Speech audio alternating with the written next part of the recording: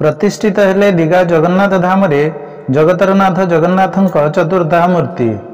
पवित्र अक्षय तृतीया अवसर रे पुरीर बहु सेवायत मानक सह पश्चिमबंगर बहु साधु सन्थଙ୍କ उपस्थिति रे तथा पश्चिमबंग मुख्यमंत्री ममता बनर्जी प्रत्यक्ष तत्वावधान रे पत्थर निर्मित तीन ठाकुरଙ୍କ प्रतिमूर्ति प्रतिष्ठा करा जायछि।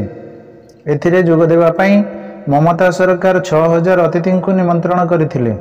पुरी श्रीमंदिर अविकल नकल रे गढ़ा जायछि दीघा जगन्नाथ मंदिर।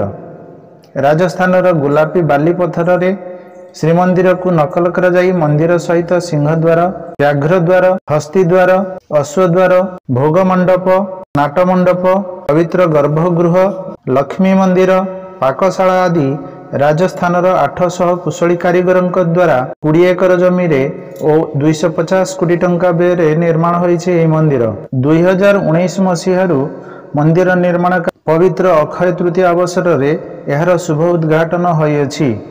यह पश्चिमबंगर एक प्रमुख पर्यटन स्थली रूपे परिगणित हेबो बोली आशा रखिछन्ति पश्चिमबंग सरकार।